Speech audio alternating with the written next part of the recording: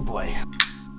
What is going on, ladies and gentlemen? Today I have an absolute banger of a video for you. Today we're going to be talking about BikeTok and the rise of several different types of BikeTok influencers over the past couple of years on TikTok, Instagram, and here on YouTube. So if any of these topics interest you, make sure you sit back, relax, grab a snack, and enjoy today's video. So the first type of bike talkers that we're going to be talking about today are shirtless bike talkers. People who ride their motorcycles to parking lots, to stationary places, take their shirt off, and film a video. How disgusting, how vile. As many of you know, I'm one of these types of bike talkers. If you don't know me, a little bit of background, I originally started making videos on TikTok exclusively. Many years ago, I actually started making gym content, gym humor. This is 2021, summer of 2021. It was peak, like, we go gym, and I started out not making videos shirtless. I eventually branched out into making my first shirtless video, and it did all right. It wasn't anything necessarily to be proud of, but it made me happy at the time. Since then, I then evolved into making motorcycle content because I just figured out that I was more passionate about motorcycles than the gym. I obviously still do both, but if I could pick one or the other, I'm gonna pick motorcycles every single time. And that's why I make content with it. It's just because it interests me more. Now, being shirtless on a bike doesn't necessarily mix. You don't want to ride your motorcycle shirtless. I've tried it once and it doesn't go well. You get pelted by rocks that you don't notice when you're wearing gear, or even just like a regular sweatshirt, you don't notice you're being pelted by rocks. It hurts. So it is something that I try to avoid on a regular basis, but now I can't speak for every bike talker that does this, but a big influence for me growing up watching content was a couple of people. We have the Stradman for his car content. He was a very big influence of mine. I remember in some of his early days, he would mix the gym into some of his content. Another big influence was, of course, David Lade, the man that can do no wrong. Absolutely love his gym content and his positivity. It's infectious to a degree. And of course, other content creators like Jixerbra, Motonosity, Killicam, all of these people I watched thoroughly throughout high school. And all these people were really big influences onto the type of content that I make today. And so for a while, the shirtless content was just a thesis of that. I like mixing gym stuff with motorcycles. But when it started to make a lot of people angry, I took notice of that. And I eventually started leaning into it a little bit heavier, especially over the case of this summer, just because I like pissing people off. If it's over something small and petty like that, like me taking my shirt off on a motorcycle and people get mad about it, I'm gonna just continue to do it. And so people, yeah, they got mad about it. Now, these days, I've kind of calmed down on that. There was a while where I didn't really post any type of shirtless content.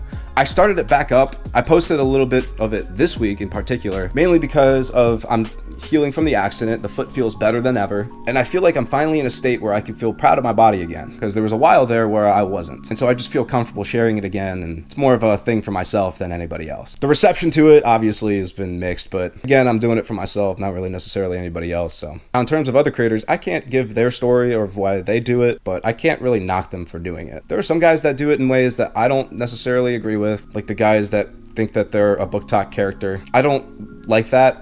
You know, like someone who like acts like they're in a movie, like only posting themselves in perfect lighting, like downward lighting and stuff like that, and only posting when they have a pump. But I can't really knock them for it. No hate towards them. I'm especially not really in a position to say anything bad or negative like that. So this next category of bikers, I will say some things negative though. Next up, we have the Booktok bikers, man. Man, I do not like this genre of bikers. Everybody's entitled to their own opinion, so if you like watching this type of content, more power to you. But it's just, personally to me, I'm not that into it. I was never really that into Booktok in the first place, and especially as I learned more and more about what's actually in some of these books that a lot of these bikers promote, I definitely think it's having a bad effect on society, kind of like the male version of it, like the video watching types. I think overall it's just bad for society and dehumanizes a lot of people, and just it spreads bad behavior. Now, what these Booktok bikers do, you usually see them wearing their helmets in a room, or sometimes even on their bike, talking about books that are exclusive to the Booktok community. Now, I know some of these Booktok bikers, and I've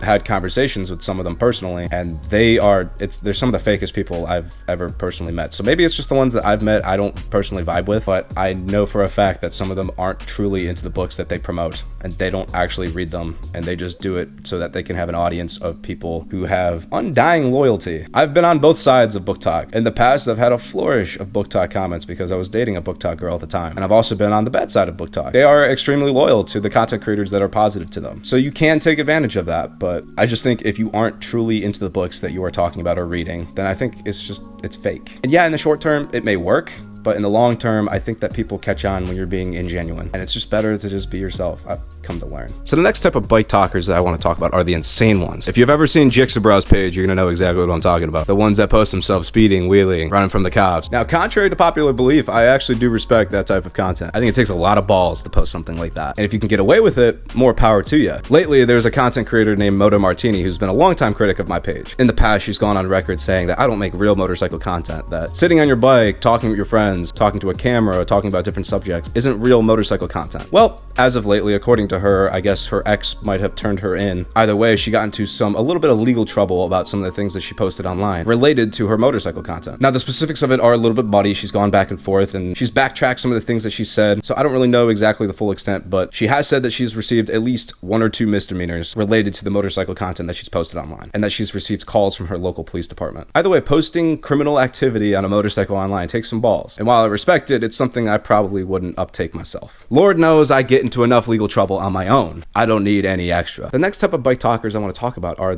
DancingMoto types, the ones that dance next to their motorcycle. Now, there was some recent controversy with some of these dancing motorcycles. There were some people making videos making fun of these people like, oh, sell your bike, you're not a real biker. Again, it's most of the stuff that we've seen time and time again. I don't think that these guys are doing anything wrong. You have a bunch of people who own motorcycles. They're contributing to the economy of our hobby. They own motorcycles and are simply choosing to enjoy them by riding places, setting up a camera, and dancing in front of them. It seems like a super positive vibe. I don't really get how anybody can hate on that. Now, if there's some level of drama that I'm missing, like maybe there's some people going back and forth, maybe somebody did something that I don't know, but I simply think that the act of dancing in front of your motorcycle is not bad whatsoever. It's just people being happy, and I think that in this life, finding happiness is a hard enough thing as it is, and as long as someone's not hurting anybody, more power to them. I think Lord knows I would probably do it myself if I could, but I can't dance, so those guys just have to steal all the clout. There's nothing I can do about it. If I could, I would though. Trust me. Dancing seems like so much fun, and I wish I could do it. Final bit of motorcycle TikTokers that I want to talk about are the mechanics of TikTok, and these are some of my personal favorites. These guys are incredibly intelligent when it comes to mechanics and understanding how to fix or repair a bike. I follow a handful of these pages myself, and I'm constantly learning things as I'm scrolling through my page. Learning how to change oils on some of the most obscure bikes of all time. A quick reminder on how to do valve services on a motorcycle that I own. I love seeing this type of content on my page, and it's one of my favorites. It's something I honestly want to get into myself because I feel like a lot of people know how to work on bikes like a Yamaha R1. Like, that's a pretty easy bike to work on, but they don't know how to work on a bike like an S1000, something a little bit more complex.